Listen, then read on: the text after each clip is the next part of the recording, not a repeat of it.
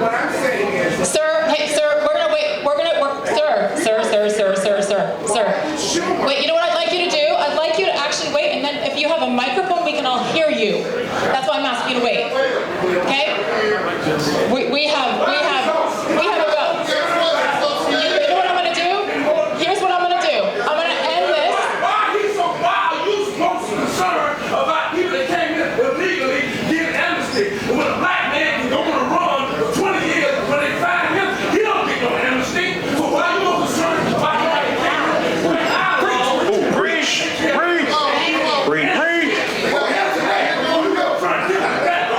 That's what I'm asking. No, you ain't. Everybody settle down now. Settle down. That's cool. We like having conversation. That's why I love You know what? this. This is why I love this. This is a real conversation. It needs to camp down, but yes. All right, hold up. Hey, fellas, chill out for a second. Chill out for a second now. Fellas, chill out.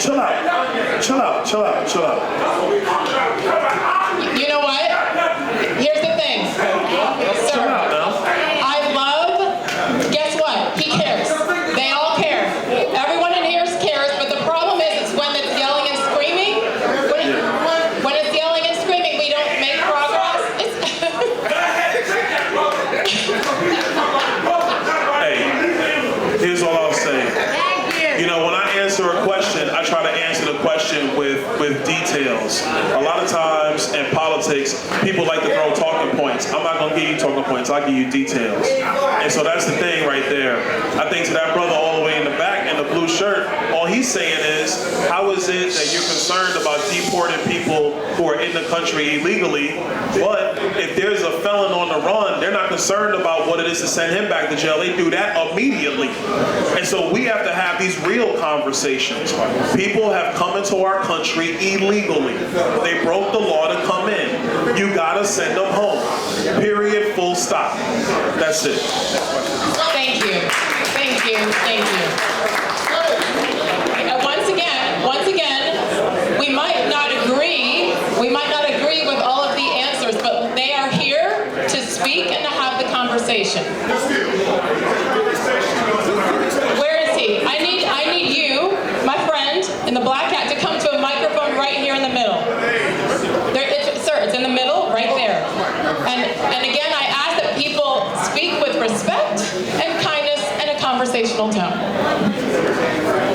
Hello. Hey, first of all, there's a certain amount of pride we have in Mr. Donalds and Mr. Hunt and Mr. Steele and where you guys are, what you've accomplished to get where you are. There's subtlety. You talked about a nuanced argument about a number of things. But, I mean, people are making passionate arguments. This stuff is about to break down in a fight. That's fine. We don't want to do that. We don't want to do that. I'm first generation American. My family's from Jamaica. My mom was an illegal immigrant that I just found out about when I was 25 years old after I got married. Okay? And she paid for me to go through Georgia Tech, and I've got my frat brother there from Emory behind us, right? And so there was a certain personal value system or sort of enclosed value system that could be described as conservative, okay? Right? That belongs to our family, right? And then there's, I mean, a part of that value system is Christianity and all that. There's like some dissonance, I think, when we hear, the comment I made earlier was, there was a vote about, the representative, the local representative that brought up an amendment to the defense bill to reinstate a Confederate monument that has a depiction of a mammy receiving a white baby from a Confederate soldier, right? On the other side, it's a base, sort of a circular base relief, a 32-foot high monument that's supposed to be replaced, or that's supposed to be reinstalled in Arlington National Cemetery, right? And of the 4 people that voted to have that reinstalled, 3 of them, 2 of them on the stage, 3 of them were our black Republicans, right? Of the 4 black Republicans, 3 of them voted to yay on that. That vote almost passed. Something like 206 to 192. There's a certain dignity, like if you make the same analog to the Jewish community, There's no way you would say we're going to put up monuments to revere Nazism or the Desert Fox or Hitler or Rommel or anybody else from that era. I don't understand, from descendants of black slaves, why you think that isn't a principled position. So I think when we talk about to black men, it seems deceptive to come in here and talk about issues and then vote what seemingly isn't based on principle. Don't talk about history. History is recorded in books. Okay, let's go ahead and let him address it. Thank you. That's fine. I appreciate it. Mrs. Steele. Thank you very much. That was a fantastic articulated question, sir. Thank you very much. And that it is absolutely not lost on me. I opened up talking about my family and the history of this country because I'm well aware of our past. I'm well aware of our checkered past. I told y'all about my brother, sister, and I all going to West Point. Sage, your father, uncle, all went to West Point. And you can imagine my parents sending 3 black kids up to West Point. And of course, the monuments and buildings and streets and everything, they're named after prominent generals and prominent former presidents that have done great things for the country. There's Eisenhower Barracks, there's MacArthur Barracks, there's General Patton statue.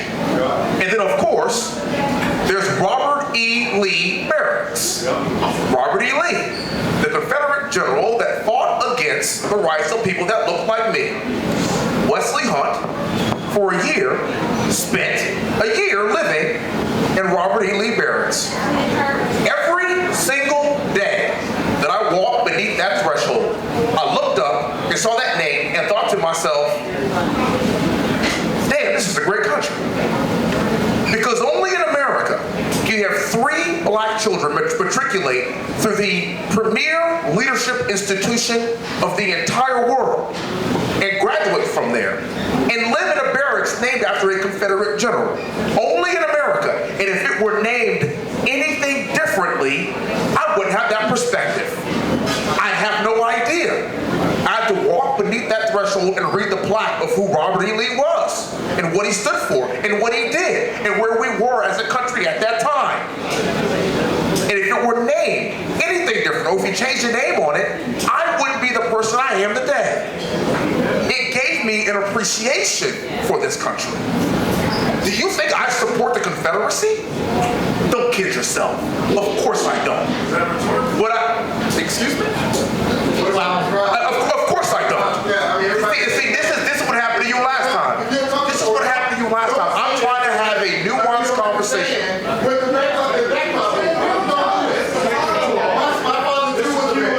The point.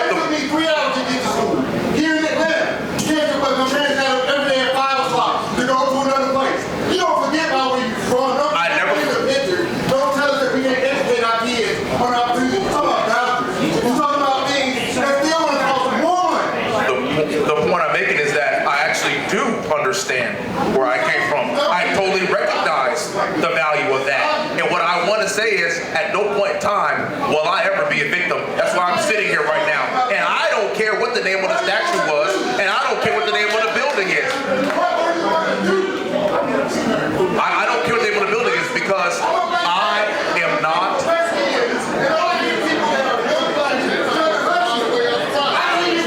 I think we had security. I need you to talk with respect. My goodness, this is not kindergarten. Come to the microphone calmly. There's a microphone.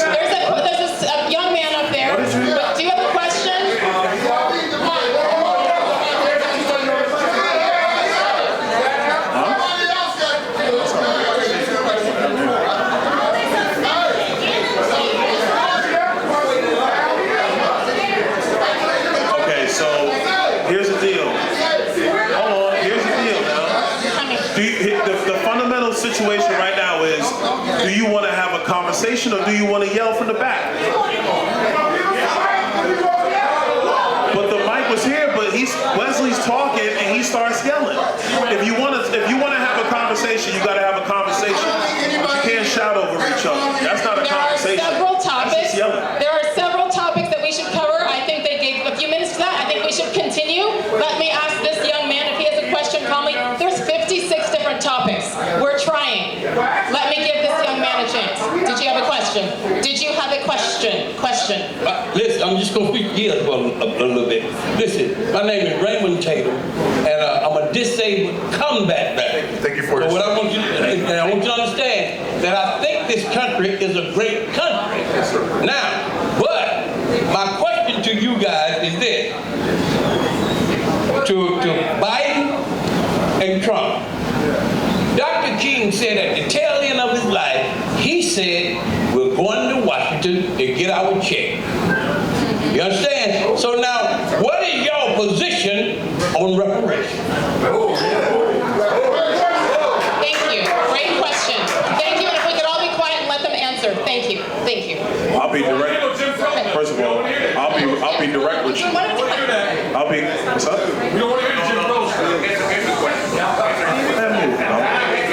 Listen, I'm gonna be direct with you. I don't believe in reparations. I don't. But then you don't hang the black community. That's I will tell you, brother in the hat with the glasses on, that's not true. What I will tell you is that there's a question if you're going to get into the full economics of reparations right now. Question number one, of all black people in the country, how many of them are actually descendants of slaves? Because you've had a lot of immigration over the last 100 years in America. Of American slavery. There was slavery in the Caribbean. The one brother came up, he said that he's first generation of the brother in the Congo because his parents came from Jamaica.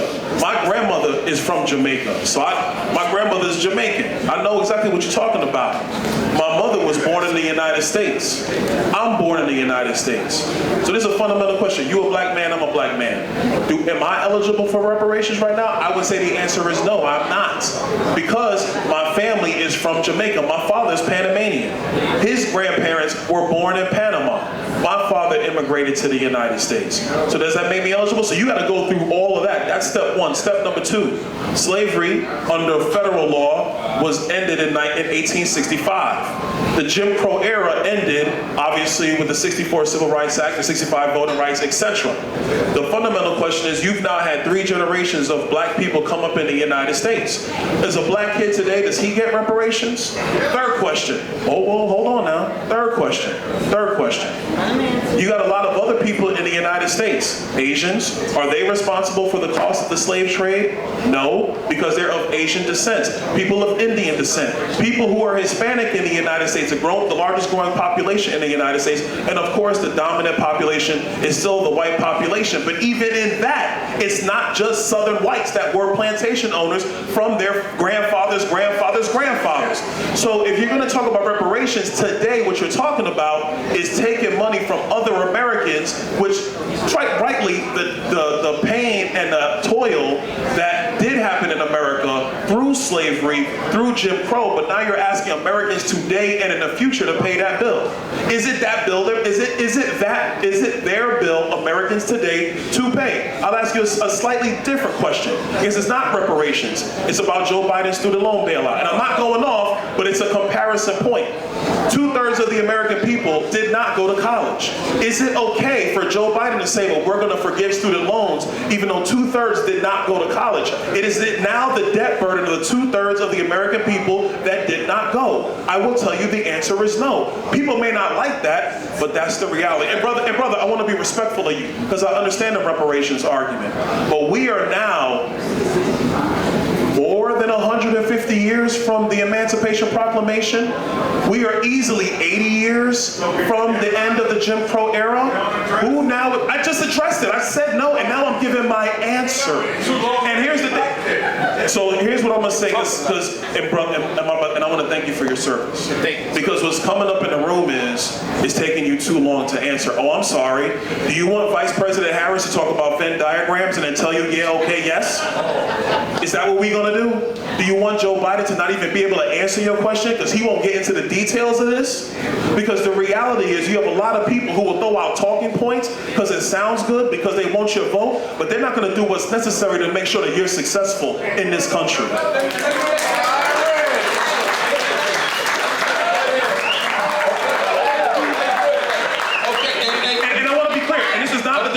This is not to be disrespectful of the man, because you are a man and I love you and I respect you and I honor you for everything you've done for this country. And I appreciate that. But now listen, you said a lot. You said a lot in answering my question. But there's a bill that's been pending in Congress for decades called H.R. 40 to put it in front of some people to answer those questions, that answer that you just gave me.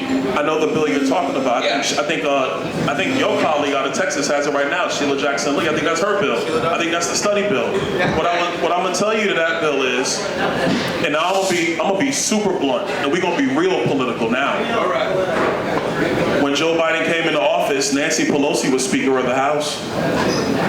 If the Democrats wanted to have a study on reparations, they had the opportunity to do that because Nancy had the votes in the House. That bill didn't come up. I don't remember Chuck Schumer saying we need to study this bill in the Senate. It did not come up.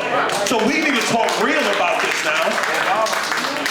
From a political standpoint, because the history of our country is a painful history. But from a political standpoint, we have too many politicians who want to use the pain of our history for political gain today. I'm not going to do that with you, brother. I'm going to talk directly to the issue with you.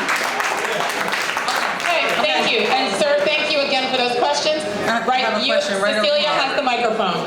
Again, questions, not statements, please. Respectful. No statement, no statement. I respect you, young gentlemen. I am a Democrat. I want to ask both of you, why did both of you vote against the stimulus package, the infrastructure bill, and would you support any black fellas like you support President Trump? I'll tell you why. Go ahead. I'll tell you why. Hey, sir, I'll tell you why. Because right now this country is running a $35 trillion debt.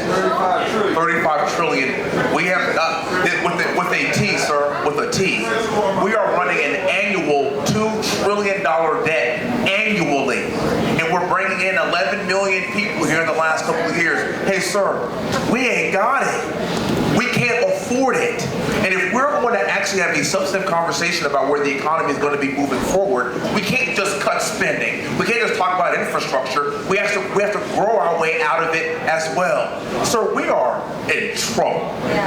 We are in trouble. This is the worst debt to revenue ratio that we have had since World War II, sir. This is a problem.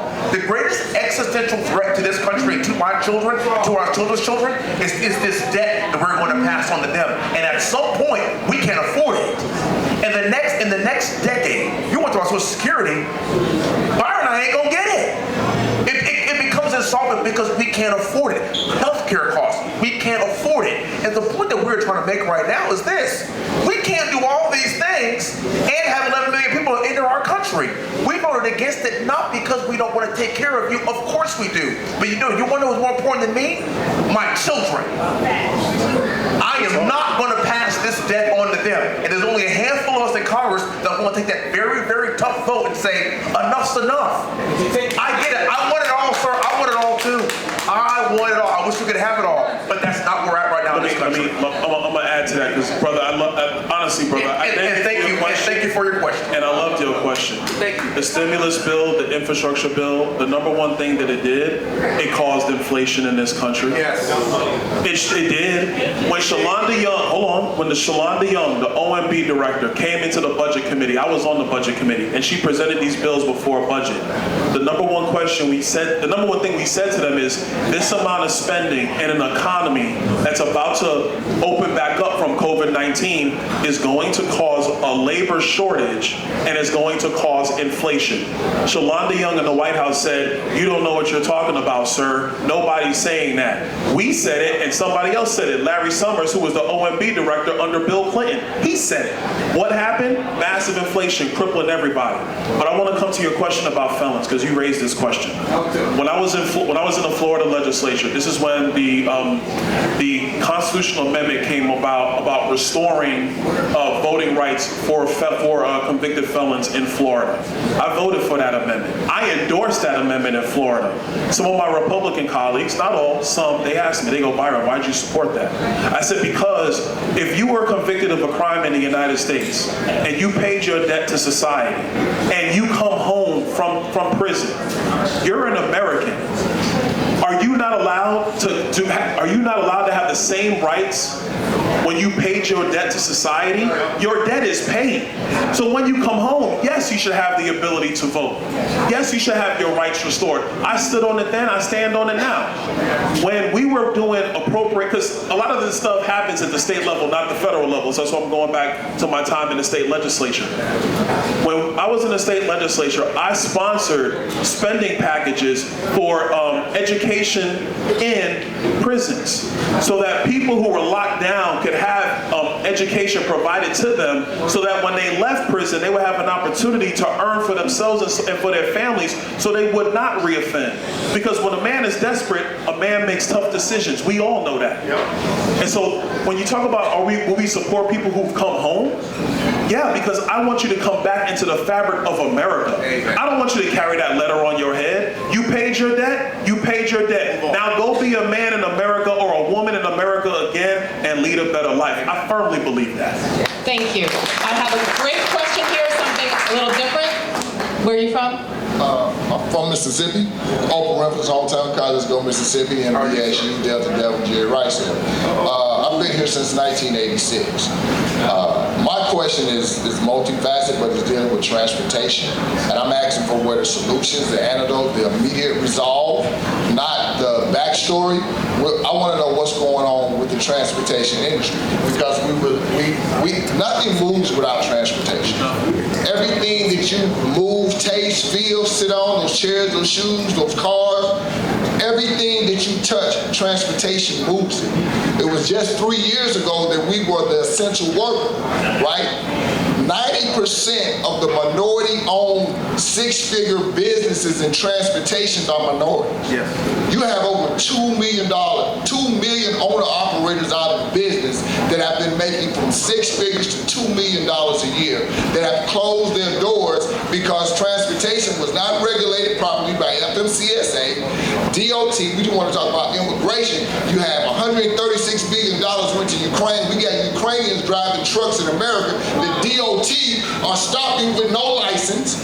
We have Mexican drivers coming across the border that were supposed to come across the border, move the freight back across Mexico, that's going all the way to Canada and back, that's not going, but it's not being regulated or mandated. So my question, what is the antidote to fix transportation? Because transportation has died. I would say, brother, thank you for that question, seriously. I would say a couple things.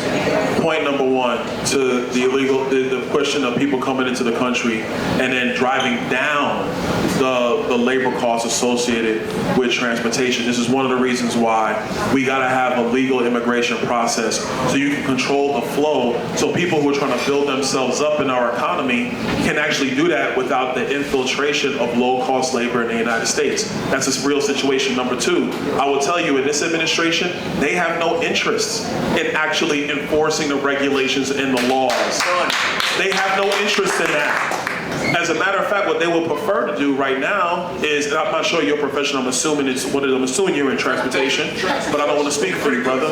What I will tell you is, what they want to do is they want to make the rig that you drive more expensive, because they want you to get rid of the gasoline engine that you have. They want it to become more electric. You're not going to be able to go as far. The maintenance costs will be through the roof, and the acquisition costs will be monumental. That's going to drive you out. They want to do that because they're more concerned about the Green New Deal than the actual green in your pocket that's going to help you be a thriving person in America today. That's number two. There is going to be a baseload of regulation in transportation in a lot of areas. The number one thing is enforcement. If you have a situation where labor costs are being driven down, and you have, and I'm gonna talk real blunt now, you have corporate trucking that says, oh, that's cool, I can pay this person from Ukraine, or I can pay this person from another country a lot less than I can pay a black man in the United States to drive that truck. They're going to take full advantage of that. And so you got to have the rules that protect the American worker, protects the American citizen from that kind of stuff. And you cannot have the crazy environmental rules that make the cost of transporting goods significantly higher. Third thing I'm going to say is about energy. When you have policies in the United States that drive up the cost of fossil fuels, the number one place that is felt is in transportation. It makes everything far more expensive. So I'm gonna go back to big transportation, all right? If you're big transportation and they want you to get an electric fleet and they're driving up the cost of fuels to transport, what do you think is gonna happen to the cost of labor? And what do you think happens to an independent trucker who's trying to find ways to make ends meet, and he doesn't have the size of a fleet to spread the cost across his entire company? You get driven out. You see, I'm gonna tell you right now, and the president, and not President Trump, we've not talked about this, but I will guarantee you this: the number one thing he wants to make sure is that if you're an independent trucker in the United States, that the laws and the regulations are enforced that make sense for you making money, and to make sure that the fuel costs for you to transport are lower so that you're making more money, and so people's cost of the product you carry is lower when it hits the stores. It is 9:22. I have 86 people lined up for questions, and yours was awesome. I love you. Later. I have a young woman in a pink dress, and look at how beautiful she is. Let's let her ask a question. You're beautiful too with the cowboy hat, but she's pretty. Hello, everyone. My name is Whitley Yates, and before I start my question, I just want to say to the black men in this room that I hear you and I see you, and while others may hear the passion in your voice and be afraid, I see the purpose in it. While there are other people around here that are hearing your questions with anger and hostility, I understand that it's coming from a place where you haven't been heard for so long. And so I'm thankful that you're utilizing your voice today in this way with these black men so that we as a community can come together and do what's best for each other, because we can be in unison without being uniform. And so my question to you two black men that have cultivated a space for black voices to be heard, even if they are uncommon with yours, is what is your intentionality with tonight in Atlanta? What do you hope to gain from having these voices be heard, even if they are contrarian to yours? Thank you. The reason why I put this whole thing together was for us to have this conversation. That's all. Amen. I know we have some spirited people. There's some Democrats in here. There's some people that don't agree with us. Some people that do agree with us. What we wanted to do was talk about what our perspective is, our vision for the country, and what we want to see happen that I think is going to be in the betterment of everybody in this entire room. That's the only reason why. A lot of times we may disagree on how we're going to get there, which is that's just how life works. But what we don't want to do is, as 50% of the black Republicans in the halls of Congress was to not be here. That's the worst thing we could ever do, was to not show up. Byron, as you can tell, is an articulate, strong dude. I'm an Apache pilot. You're not going to hurt my feelings. You're not. You're just not going to hurt our feelings. But what I do want you to understand is this. I heard you. I got you. I understand you. I got it. I heard you, sir, in the back. I got it. I understand that. That's literally why we are here. Yep. Culturally, my family is from New Orleans. This is how we roll. We're spirited. We are loud. We care. We have feelings. We wear our feelings on our sleeve. I understand all of that. But what we have done in the past as the Republican Party is shy away from it in fear. We are not scared of anything. What we want to do is find solutions that can benefit the most of us. You're not going to agree with all of it. You may not vote for us. You may not vote for President Trump. I understand that. The point is this. We have a conversation. Did we cover a lot of ground? Steele, thank you so much for keeping this completely under wraps. You did an excellent job tonight. To our moderator. It got a little testy. It was a little touch and go, but that's the whole point of this. And we want you to know that we are standing on our 2 feet, and this is the beginning of a relationship. You're going to see us. You're going to see us again. This isn't us showing up here to just get y'all to vote for Trump later on and you're never going to see us again. We're going to continue to build the relationship. I know that people are not going to hear our voices and vote for President Trump right now. Maybe you won't. I hope you do, but maybe you won't. But if you don't, when you see us the next time, what you're going to find out is these brothers are serious. They do want to hear us. They are taking time out of our lives and our schedules. He has 3 children. I have 3 kids, 5, 3, and 1 at my house right now. And I'm here to share my time with you because I care about you and I want to be here and I want to hear you. Because if we don't get our community right, if we don't get our community right, if we don't get Americans right, if we don't get this country back on track, there ain't no America for my kids. That's why we're here, and that is the purpose of why we put this together. Look, the only thing, Wesley said it great. The only thing I'm gonna add is, there's been a lot of arguing in the room, but that's a great thing. Politicians are afraid of this because they don't want to be in a room where you had a citizen yelling a question, we're yelling back, the consultants are worried about optics. I don't care about optics, man. I'm not worried. I don't care